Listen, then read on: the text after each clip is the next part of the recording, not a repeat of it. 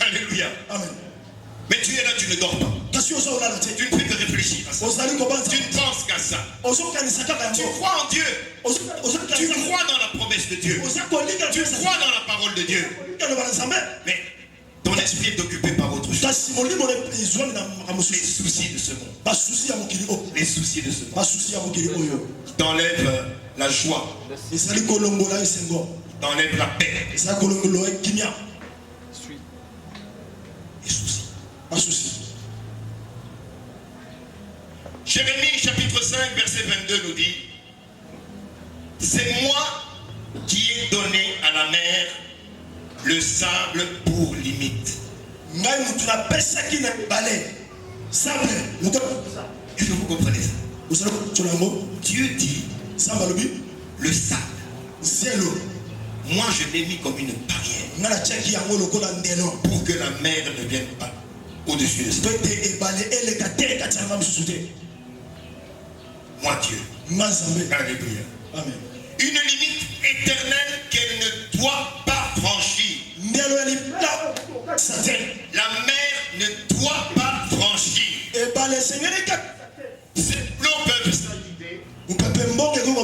Et ils sont puissants. Ils mugissent.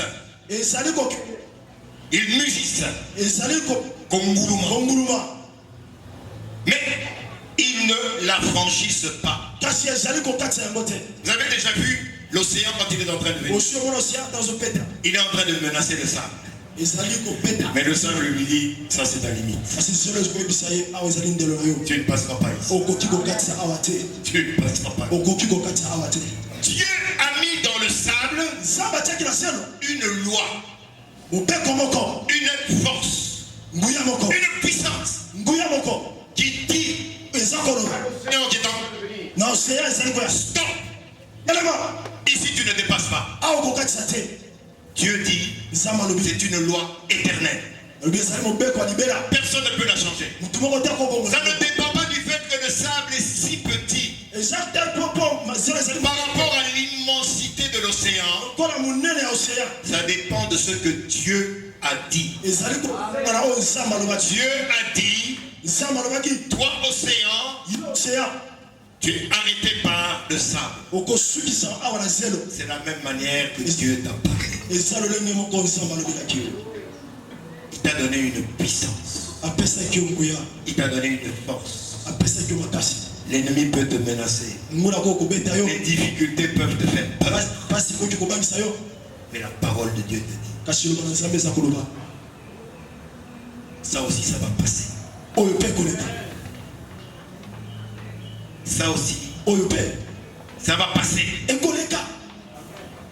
Parce que moi Dieu, je suis encore sur le trône. Satan n'est pas encore venu me faire un coup d'état. Je suis toujours aux commandes de ta vie.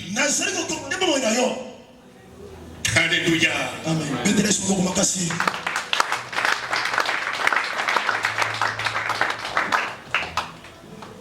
Dans ma marche avec Dieu, j'ai compris une chose. Si je place Dieu en première position dans tout ce que je fais,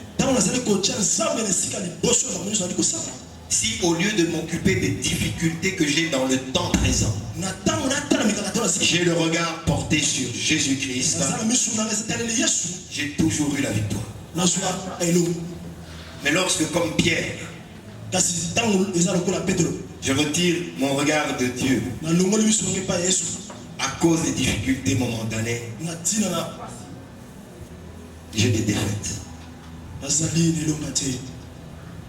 Mais tant que j'ai le regard fixé sur Jésus-Christ, Dieu, comme il l'a fait avec Élie, au torrent de Kérit, il m'a toujours envoyé quelqu'un pour venir répondre à ce dont j'avais besoin à ce moment précis. Juste ce dont j'avais besoin à ce moment précis. Juste ce que j'avais besoin. Dieu envoie un corbeau qui vient sous la forme que je n'attendais absolument pas pour résoudre mon problème. Alléluia. Amen. Voilà pourquoi la Bible nous dit, Matthieu chapitre 6 verset 33, Matthieu 6, 33. fais de l'Éternel tes délices et tu auras ce que ton cœur désire. Bien aimé, faites attention. Dieu ne nous donne jamais ce que nous sommes en train de convoiter. Il nous donne ce dont nous avons besoin. Amen. Ce dont nous avons besoin. Alléluia. Amen. Dieu connaît nos besoins. Et il nous donnera conformément aux besoins. Pas ce que nous voulons. Nous pouvons vouloir quelque chose qui nous conduit à notre mort. Parce que nous regardons avec les yeux. Mais Dieu qui sait que c'est mauvais pour nous, il ne va pas nous le donner. Mais nous sommes là, ah Dieu, je t'ai demandé ça, tu ne m'as pas donné. Mais si tu as les oreilles spirituelles, tu entendras Dieu te dire, non, cette histoire-là va te conduire à la mort. Cette histoire-là va te conduire à renier ta foi. Alléluia. Amen. Dieu est fidèle. Je n'ai pas eu besoin d'appeler quelqu'un. Je n'ai pas besoin de fixer, de régler les choses par moi-même, par mon intelligence. Tout ce que j'avais besoin de faire, c'est de rester en paix, rester calme, avec le regard fixé sur Jésus-Christ et sur sa parole. Méditer la parole de Dieu dans la prière et le mettre en première position. Et il a toujours résolu tous les problèmes. C'est comme ça que Dieu marche. Ce n'est pas un garçon de course pour que tu lui envoies, fais ça, hey, amène-moi ça, donne-moi ça. Non. Il connaît ton cœur. Et il sait ce dont tu as besoin. La plupart d'entre nous, la plupart des chrétiens sont dans cette catégorie. Ils aiment la parole de Dieu. La parole de Dieu les touche. Et dès qu'ils sortent de l'église, ils sont confrontés aux soucis de ce siècle, les soucis de ce monde. Ils vont venir commencer à faire. Et lorsque tu commences à douter de la parole de Dieu, tu la rends inopérante. Le doute, c'est le poison de la foi. Le doute vient empoisonner la foi. Et ça empêche la parole de Dieu d'agir.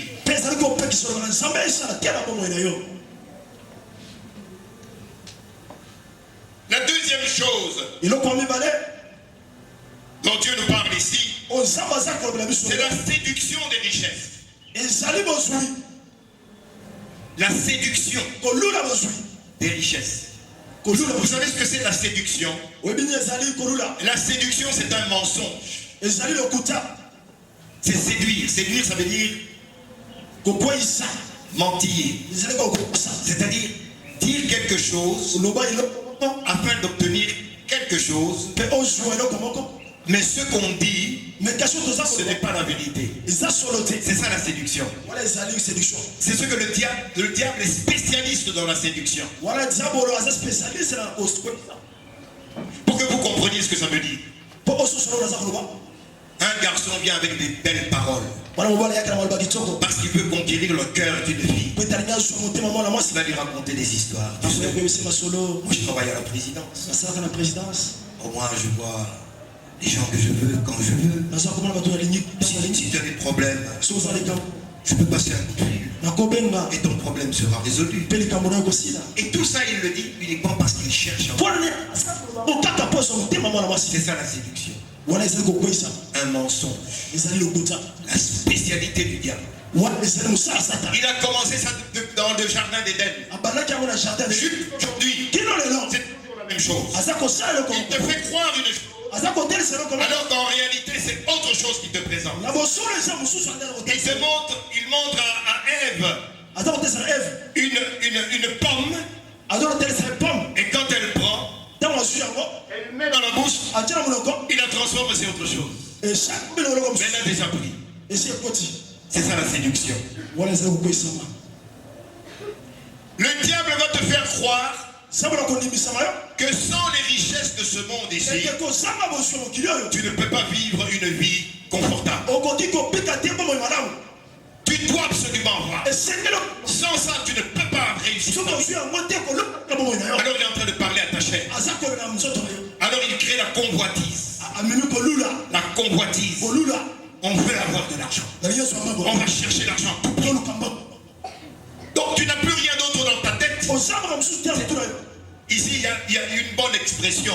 On dit j'ai attrapé.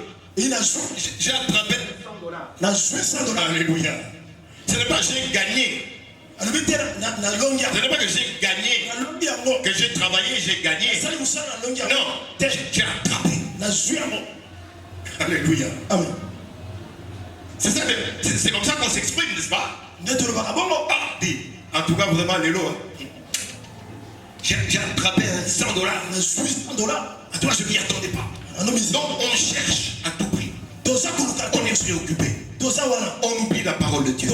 On oublie les promesses de Dieu. Il faut absolument avoir de l'argent. Parce que l'argent, dit donc, l'argent fait le bonheur. C'est ce que le monde dit. Et le monde d'aujourd'hui est organisé de la telle manière que lorsque tu regardes la télévision, que tu écoutes la radio, que tu passes même dans la rue, tu ne vois que des publicités. Et les publicités sont en train de te montrer ce que tu dois devenir. Si tu es une fille, tu dois avoir les capellos. Si tu n'as pas les capellos, tu n'es pas à la mort. Donc si tu n'as pas les capellos, tu n'es pas belle. Tu vois le mensonge, la séduction. Ah, si tu portes cette chemise Versace, là tu es top. Mais si ça c'est le monde qui est en train de nous vendre des histoires. Partout où tu vas, tu vas le voir. Tu regardes à gauche, grande pancarte. Tu rentres à la maison, c'est à la télévision. Tu ne peux pas échapper. Le prince de ce monde veut te faire convoiter. Maintenant, quand il t'a fait convoiter ça, il va te pousser à utiliser n'importe quel moyen, même les moyens les plus illégaux, pour aller obtenir cette chose. Parce que tant que tu n'as pas pris, ton cœur est en train de battre. Ton cœur est en train de battre. Donc tu es préoccupé. Tu cherches à gauche, tu cherches à droite. Comment est-ce que je vais avoir? Comment est-ce que je vais avoir? Ah, ma copine. Elle a acheté le dernier cri des robes. Si demain elle vient se présenter avec ça, et moi je n'ai pas ça, mais qu'est-ce qu'on va dire? Voyez la séduction des richesses. La convoitise de ce monde. C'est ce qui fait tomber beaucoup de gens. Mais la publicité ne te dira jamais que même les gens riches, ils ont des problèmes à la maison. Ils ne te diront jamais ça. Ils ne diront jamais que les gens que tu vois avec de belles voitures, avec des grandes maisons, peut-être chez eux c'est la catastrophe. Les enfants sont des rebelles. La femme est une rebelle. Rien ne marche dans sa vie. Mais vous regardez de loin. Vous dites, ah, si j'étais comme ce type-là. Mais toi, avec le peu que tu as la paix chez toi à la maison. Tu as le bonheur chez toi à la maison. L'argent ne fait pas le bonheur. Hello. Amen. Ils ne te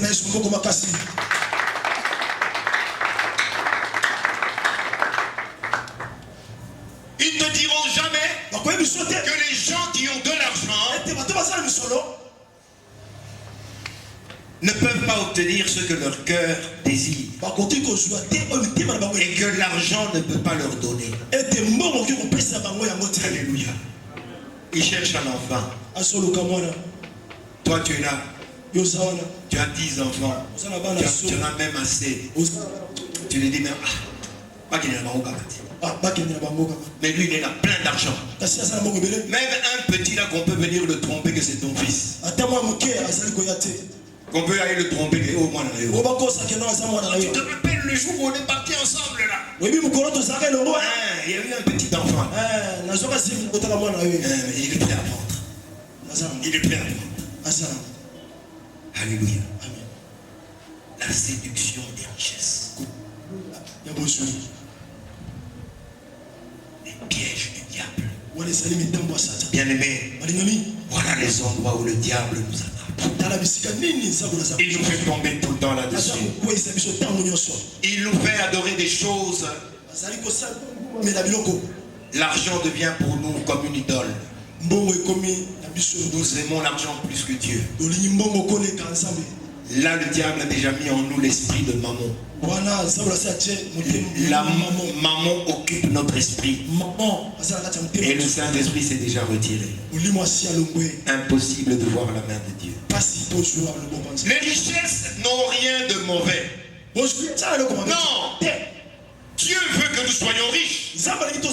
Alléluia. Amen. Il dit, bien-aimé, je veux que tu prospères à tous égards. Comme prospère aussi l'état de ton âme. Dieu ne veut pas une prospérité qui ne ressemble pas à la prospérité de ton âme. Vous avez compris ce que je dis? Dieu ne veut pas une prospérité qui n'est pas comme ton âme, ton esprit prospère. Donc ta relation avec Dieu, lorsqu'elle prospère, ton âme prospère. Et tu as la richesse que Dieu veut. Il n'y a pas de mal avec la richesse. Mais le problème avec la richesse, lorsqu'on a la richesse de l'esprit du monde, c'est que plus on en a, plus on en veut. Plus on veut. Plus tu as, plus tu veux encore. Plus tu veux, plus tu as, donc tu fais qu'accumuler. Il y a des gens dans ce monde ici qui peuvent aligner les gens de la terre entière. Nous sommes 7 milliards sur la terre. Il y a des gens qui peuvent dire à toute la terre, mettez-vous en rang. Et il donne à chacun $1000. Il y a des gens comme ça. Il peut donner $1000 à tout le monde sur la terre. Mais malgré ça, il continue à chercher là. Il continue à chercher. Alléluia. Amen. Et quand tu vas regarder comment il paye ses travailleurs, il les paye très mal. La convoitise des richesses. Satan est déjà dans ton cœur. Dieu n'a plus de place. Tu cherches l'argent. Dans ton cœur, il y a l'argent. Quand tu n'en as pas, même sur ton visage, on peut le lire. Alléluia. Amen. Moi, quand j'étais étudiant en Europe, quand tu n'avais pas d'argent, les gens le savaient toujours. Le jour où je porte un beau costume, belle chaussure, toi tu n'as rien aujourd'hui. Alléluia. Parce que je voulais cacher que je n'ai pas d'argent. Alors j'allais chercher ce que j'avais de plus beau. Alors les copains qui me connaissaient bien, quand ils portent des habits comme ça, c'est pas la peine de l'appeler pour qu'ils aillent nous acheter à manger là-bas. Azam Piana. Alléluia. Amen. Bien-aimé, si tu es dans ce cas-là, Dieu te dit aujourd'hui, tout ce que tu vas pouvoir accumuler comme richesse, ça va partir. Tu ne garderas jamais en main. Ça partira. Parce que ce n'est pas la richesse selon Dieu. Alléluia. Amen.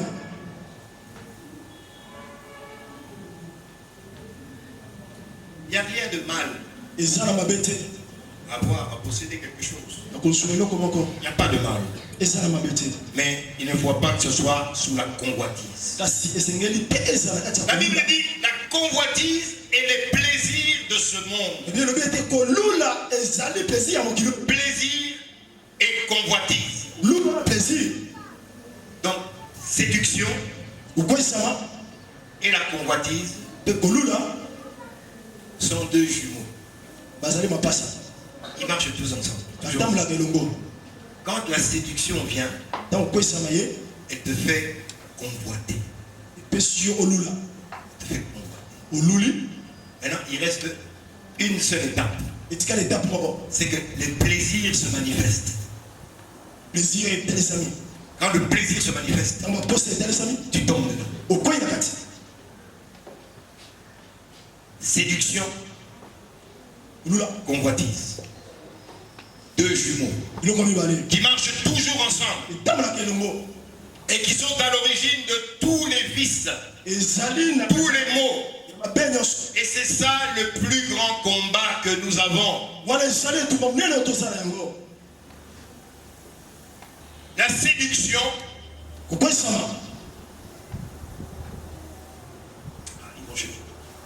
Est-ce que tu as déjà goûté à la marijuana? Non, moi je goûte pas ces histoires. Goûte ça. Tu vas voir des choses que tu ne vois jamais. Ça, c'est la séduction. Mais jusque-là, il n'y a pas de problème. Et puis, l'ami vient. Il commence à fumer devant toi. Alors, tu regardes la commère en train de partir. Alors, la convoitise, le jumeau est déjà là. Il se met là. Mais donne-moi un peu un coup là, j'essaie. Pour avoir le même plaisir que toi. Et tu es tombé dans le piège de l'ennemi. C'est ça la chose que le monde de ce siècle doit se battre. Parce que la publicité, les mensonges de la publicité sont là pour nous attirer dans les pièges de l'ennemi. La Bible dit, lorsque la semence est tombée, elle a commencé à pousser. Mais les épines l'ont fait. C'est la séduction et les convoitises qui l'ont fait tomber. Alléluia. Tu dois savoir que une semence, c'est en réalité une promesse. Une semence contient en elle la promesse d'un arbre. Si je plante une semence d'orange, toute petite comme elle est, dans cette semence-là, il y a un arbre. Un arbre avec des centaines d'oranges.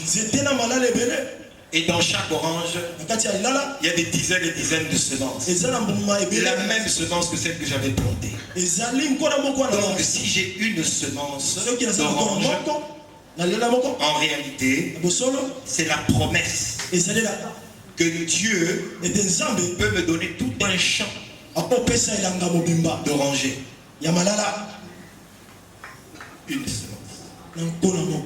La semence est une promesse de quelque chose que tu ne vois pas. Mais ce n'est pas parce que tu ne la vois pas qu'elle n'existe pas. Dans la semence d'orange, il y a un arbre. Dans la semence du papayer, ces petites histoires noires que tu vois là, plein. Dans un fruit, il peut y en avoir même 500. Chacun d'entre eux, c'est 500 papayers. Vous voyez la richesse selon Dieu. Tout ce que tu as à faire, c'est quoi? C'est de planter. Et puis attendre. Avec foi que ça va produire. Parce que il y a un arbre là-dedans. Est-ce que vous comprenez ce que je suis en train de dire? Tu as déjà vu quelqu'un qui se lève un matin, il va aller planter des semences d'orange ou de maïs ou de n'importe quoi. Tu lui demandes pourquoi est-ce que tu as planté? Il dit non, j'avais envie de planter. Non, tu as planté parce que tu t'attends ce que tu vas avoir un champ. Donc dans la semence, il y a une promesse de Dieu. Dans la parole de Dieu, qui est une semence, il y a une promesse. Tu ne peux pas l'avoir. Ce sont les choses cachées que Dieu garde pour lui, mais que tu peux recevoir par la foi. Tu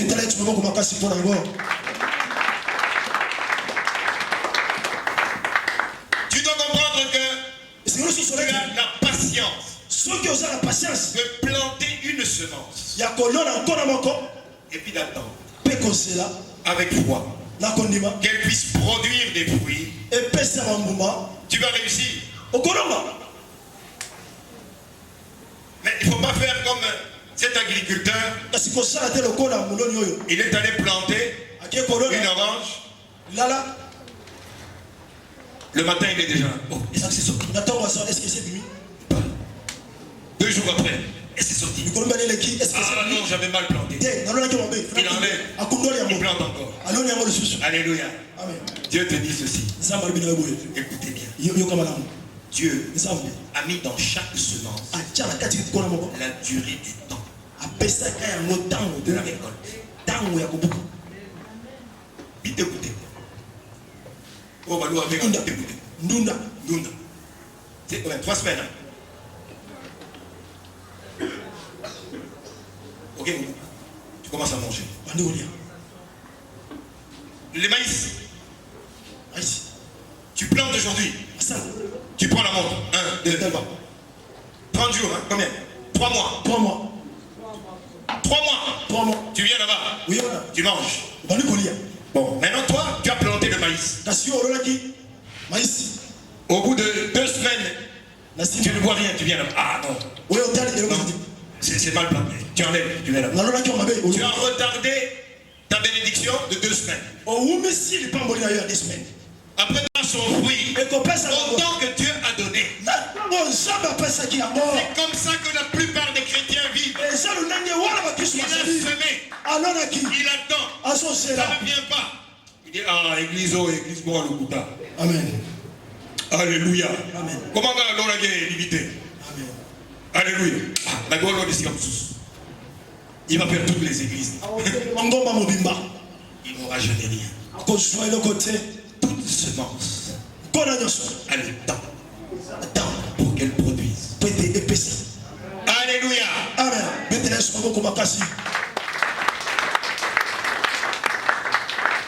Si tu as compris ce principe fondamental, tu vas planter. Et puis tu vas te lever de temps en temps pour aller avec ton râteau. Tu es en train d'arranger le sol. Tu enlèves les épines.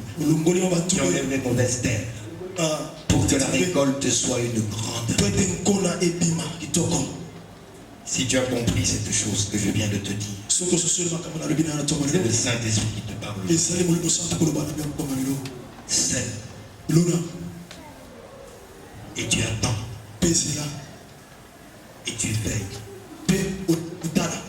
Tout ce qui peut venir menacer ta semence ne puisse pas rester là.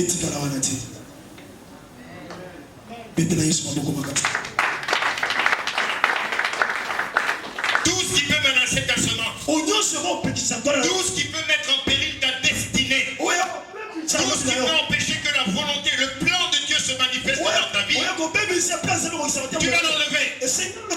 Tu vas l'enlever. Tout ce qui est dans ton cœur qui empêche que la parole de Dieu puisse produire des fruits 100,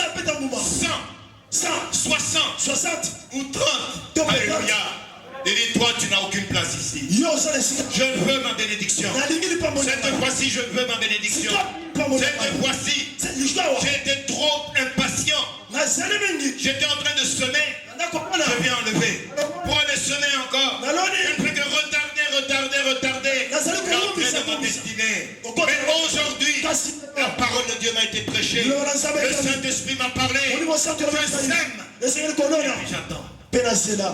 Mais je vais rater. Tout ce qui empêche que j'entre dans ma destinée, tout ce qui est sur mon chemin, si ce sont les mauvais amis, dehors. Si ce sont les mauvaises habitudes, dehors. Si c'est les mauvaises fréquentations, dehors. Si c'est une mauvaise parole, dehors. Si c'est le manque de pardon, dehors. Tout ce qui empêche que la parole de Dieu puisse produire doit sortir dans nous. Nous nous tenons debout.